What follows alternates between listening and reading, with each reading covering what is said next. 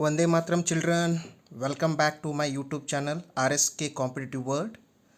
In the previous session, part 1, Nutrition in Plants for the 7th standard, we have started the lesson and also completed half portion with some slides.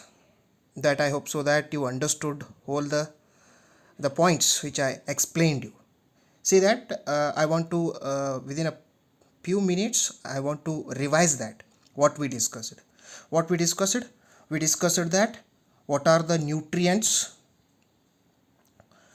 why we need the nutrients, importance of the nutrients, and afterwards we'll discuss what is nutrition stands for, what is the definition of the nutrition, and there will be two modes in nutrition. One will be autotrophic, another one will be heterotrophic. That is, after that we discussed the photosynthesis process, how plant can prepare their own food, and what are the basic things for the photosynthesis process needs, that is chlorophyll, sunlight, and water and the carbon dioxide, how they need, what are the importance of these, and where the photosynthesis process exactly will takes place, in the part of the leaf, whether it will be in the upper side or the lower side. If you cut the leaf as a cross section leaf, if we call the cross section leaf, then where there will be a photosynthesis process, it will be in the part of the lower epidermis. We discussed that where will be the chloroplast, where will be the chlorophyll, and what are the guard cells, where will be the stoma or stomata, and how the exchanging of the gases from the outer atmosphere towards the leaf. That all we discussed, each step by step we discussed. I hope so that you understood everything. If you have any doubts, please you can note in a one separate 200-page notebook separately. Okay, whenever there will be a live classes face to face, when school will start, that time we'll start the lesson and we will discuss in deep. Okay, so whatever the you have a doubts, no, you can write it in a notebook. Afterwards, when the classes will start, that time we'll clarify all the things. Okay, so after this one, next process we'll discuss that other modes of nutrition in plants, that we discussed already. Autotropism, that is autotrophs. So autotrophs, what are the autotrophs?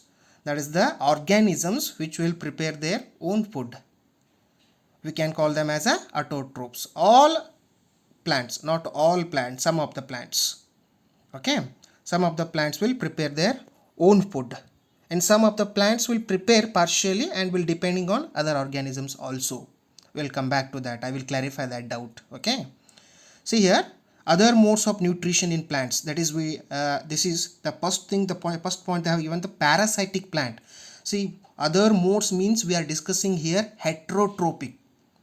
We are discussing here heterotrophic nutrition. We already discussed autotrophic nutrition. In that, photosynthesis process means the plants will come, how they prepare their own food, all the process we discussed. So here we are discussing other modes of nutrition, that is heterotrophs, means they will not prepare their own food, but they are depending on other organisms. Got my point? They will not prepare their own food, but they, for the food purposes, they will depend on other organisms.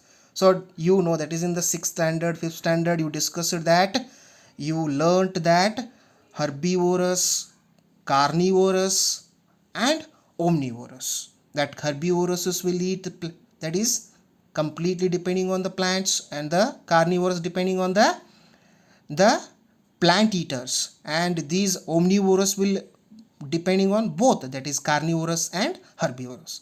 So this is also a kind of other mode of nutrition will come under in heterotrophic nutrition. Please note this point, that is this kind of nutrition we can call holozoic nutrition. This is not there in your syllabus, but in the 10th standard, when you will come for the upper classes like 8th, 9th standard and the 10th standard, the holozoic nutrition also will be a part of in the nutrition in plants. This nutrition in plants is not there only in the 7th standard, it will be continued up to the 10th standard. Please keep in mind, this is the basic platform for you to understand whole things. Okay, see, this is a holozoic nutrition, also comes under in heterotrophic nutrition. There will be three kinds, three more kinds, that is holozoic, saprophytic, or we can say that is a saprotrophic, parasitic, okay, so symbiotic. These all we have. I will come back to, and I will clarify the doubts also. See there, other modes of nutrition in plants. The first part is, that is a parasitic plants. What are these plants? These plants are the plants which do not have chlorophyll and cannot prepare their own food. They get the food from other plants called host. Means completely they will not prepare their own food and they will depending on the other plants. For example, they have given here. You can see this. You can see this yellow colored plant. Below you can see the picture. Yellow colored plant. You can see completely the thread like a structure here, yellow color, thread like a structure. Completely it is a parasitic plant which is depending on the original plant. That is, you can see in these three pictures, completely the yellow colored thread like a structure which is there completely occupied the original plant. That will be a parasitic plant which will not prepare the food and completely depending on that plant. That plant is a autotrophic, and that what it prepared the food, from that nutrients, the prepared nutrients will be absorbed by this plant. This is a parasitic plant. This we can give the so many examples are there. One example, good example for this parasitic plant is cuscuta. That is a amarbel. We can say that is amarbel, cuscuta. See,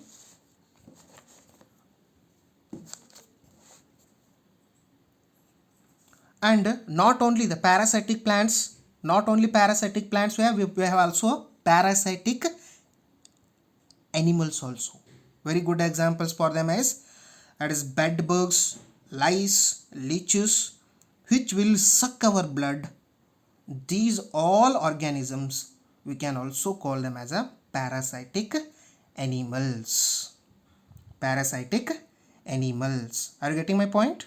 See, the bed bugs, lice means leeches, these all three that you very well know. Mosquitoes also will come under this. Mosquitoes, bed bugs, lice, leeches, they will suck our blood, means totally they are depending on us.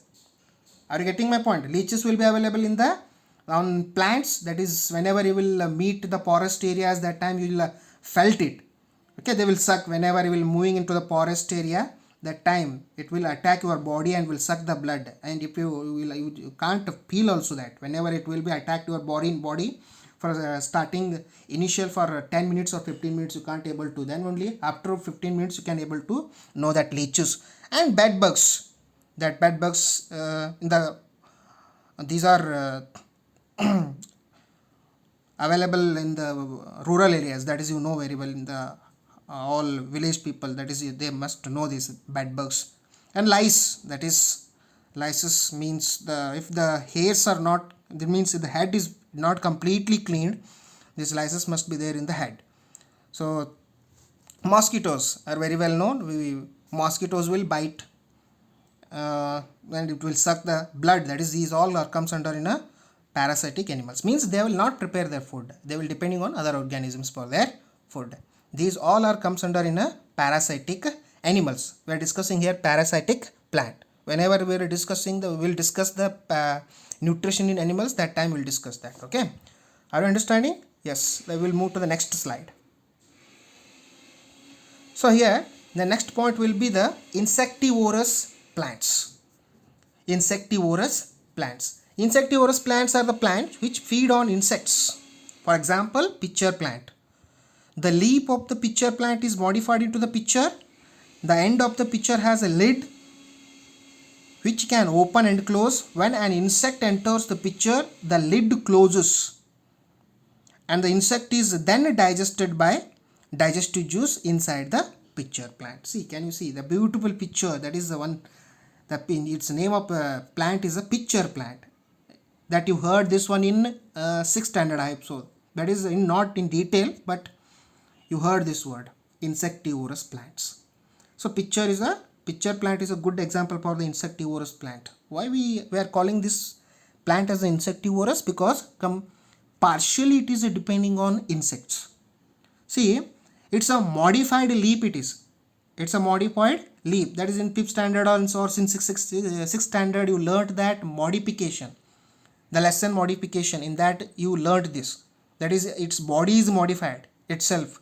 Partially it is depending on some other organisms to fulfill their needs in the form of nutrients. Nitrogen it needs. Got my point? See, these all are the good example. This pitcher plant is the good example for the insectivorous plants. What happens? It has a lid at the tip, means whenever the insects are at the edge of its pitcher plant, and it has a hairy like a structure inside it, and it has a jelly like a substance along with the hairy like a structures. When insects will be on the edge part of the pitcher plant, when it will move into that, directly it will move to the pitcher plant at the bottom, and at the time the lid completely closes, and the insectivorous plant like pitcher plant, it will completely absorb the nutrients which is present in the insects, and in this way it will fulfill its requirement. Are you getting my point? Means it is not completely heterotrophic, it is partially heterotrophic. Are you getting my point? It is partially heterotrophic because it is depending on other organisms. Partially it will be in autotrophic, partially it will be in heterotrophic. See, means it will prepare its food, but partially it also depends on other organisms. That's why we are calling it as a insectivorous plants, which comes under in a heterotrophic nutrition. Okay, yes. We'll move to the next one, saprotropes. Saprotropes or saprophytic also we can say, that is both are the same meaning. Saprotropes or saprotype are the plants which do not have chlorophyll and cannot prepare their own food. They get their food from dead and decaying organic matter. Example, mushroom, bread mold. Okay, we have so many examples. We have so many examples like bread molds, mushroom, yeast, bacteria. Okay, these are the examples. They produce a digestive juice on the dead and decaying organic matter and convert it to the solution and then absorb the nutrients from the solution. See, the saprophytic, that is, they will also not prepare their own food and completely depending on the other organisms. That is, when there will be a, suppose for example, if any animal, if it is died, and these organisms like bacteria and yeast, those will attack the body immediately and completely those organisms will decompose it, and whatever the nutrients are needed for its growth, for their survival, that all by using its digestive juice, that will be breakdown. After breaking down, by using the digestive juice, will absorb required nutrients from that organisms. Are you getting my point? So this is how these all will work. That is, you know very well. That is, in the rainy season you can see these mushrooms. Okay, these mushrooms you already seen. That is in the nowadays, now next month only the rainy season will start. Whenever it will start, I think up to that the classes will also start. In that, after whenever the class will start, we will see there some mushrooms which are completely grown on the dead and decaying, that is wood or any other areas. You can see that. Okay, live we can see. Okay, these are the good examples for the saprotropes. And here you can do one activity also in your house also by using the bread mold. You can take a piece of a bread, just you can sprinkle some water on that and leave it for a minute or a hour or 2 hours, 3 hours or one complete day. Then after a day you can able to see small fungus will be attacked on that. Are you getting my point? Small fungus will be attacking. That means which are the nutrients which are present in the bread mold. These funguses are directly attacking that by using which are the nutrients present in the bread mold that want to absorb. These fungus will want to absorb. Means they are heterotrophic, can't able to prepare own food. Which are the nutrients present in the bread mold, they want to absorb it. Are you getting my point? So you can do this one in so many. That is, this now a rainy season is going to start. So see, in rainy season the footwear, that is whether it will be a footwear like a shoes or chappals which is made from the leather. So now in the rainy season there will be spoiled, so that's why we'll keep in a box for long time, up to 3 months or 2 months. So after whenever there will be completely rainy season will complete that, after that you can just, when you will start to wear it, you will open the boxes. That time there will be some funguses, the thread like structures will be attacked there. Can you see, all of you felt it, isn't it? Then my question is, where this fungus came and attacked there, isn't it? Where there will be a fungus means the fungus is there in the air. So that's why not all yeast and bacteria are harmful for the human body or any other organisms. Some of them are very good for human being also, in the form of bacteria or it is yeast. Only some of the funguses means in the air which are present, those whenever they are entering our body through our nostrils, so will harm our health. So then only will get some fever or something else, okay, or sneezing, or you are suffering from the sneezing cold, or you will get some fever in that time. So where there will be fungus, these funguses are in the air, okay. So that's why it is very important to keep our health from these funguses. Not all the funguses are bad, some of them are good, okay. So in this way, symbiotic relationship, we already discussed this in the previous session only. Symbiotic relationship, see, there will be some relation, so I will discuss here. Some plants live together and share their shelter and nutrients. For example, lichens. In lichen, an alga and a fungus live together. The fungus provide shelter, water and minerals to alga. The alga provides food to the fungus, which it prepares by photosynthesis. Are you getting my point? Lichens are the good examples for the symbiotic relationship. So lichens, so there were some kinds of these are some kinds of organisms, that is plants which will grow on that is some rocks, some wood, on that you can able to, whenever will the school will start, that time you can see that, okay. So nearby your house, if you grown any kind of a plant, you can see that after rainy season you can see some patches with some small plants will be on the stem part. So those are a symbiotic relationship between those that plant and this plant. See here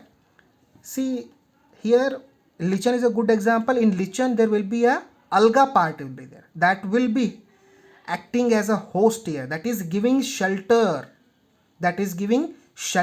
and food to this fungus, which is completely attacked, completely depending on the plant lichen. So it is giving shelter, food, water, minerals, whatever it need. Are you getting my point? Which is providing, that fungus is providing. Then the alga in return, what it is giving, it provides food to the fungus. Are you getting my point? The fungus provides shelter, water, minerals to the alga providing the food to fungus, which prepares by photosynthesis. So alga, it has a chlorophyll and it will start preparing the food. The prepared food will be supplied to the fungus. In return, fungus will be providing what? It is providing shelter, water and minerals to the alga. This is what the relation between symbiotic, that is a symbiotic relation between a lichen, that is alga, and a fungus, that we discussed. That is another example I gave. Some examples like leguminous plants like bees, gram, those have a, that is a rhizobium bacteria which are present at the root of the plant.